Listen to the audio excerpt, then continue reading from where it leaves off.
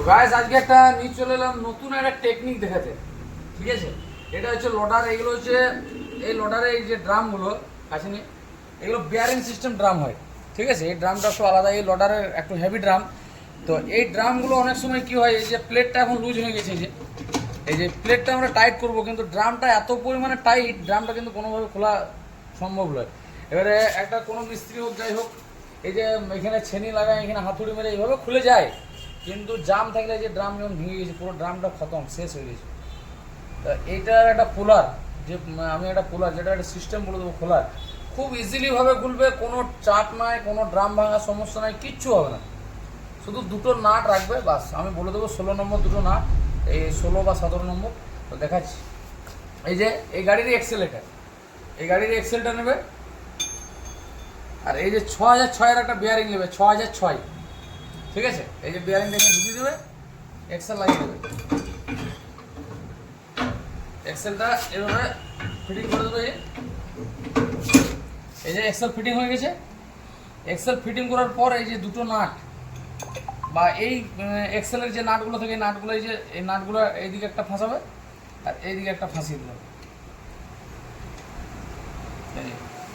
16 নম্বর গুটিয়ে মেশিন নেব,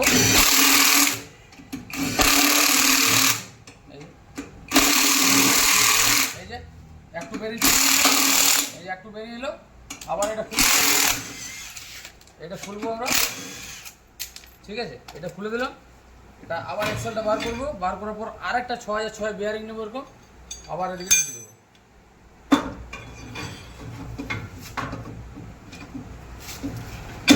এই যে 6006 আবার একটা বিয়ারিং নিলাম, নাটটা এই যে ফাঁসিয়ে দিলাম আবার আমরা।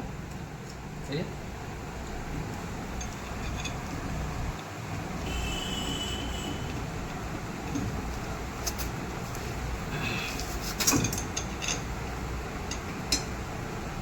এই আবার নাট ফাঁসিয়ে দিলাম।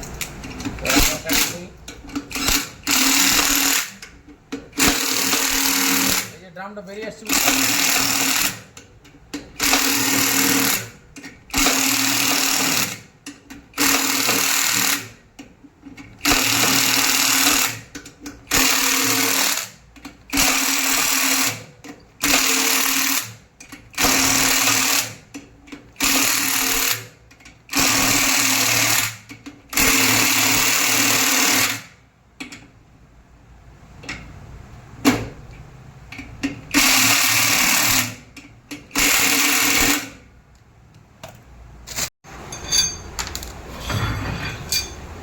এই যে বিয়ারিং দুটো 6006 বিয়ারিং।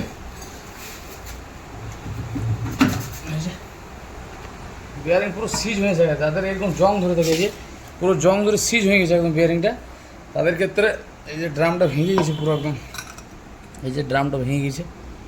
ঠিক আছে, বেশ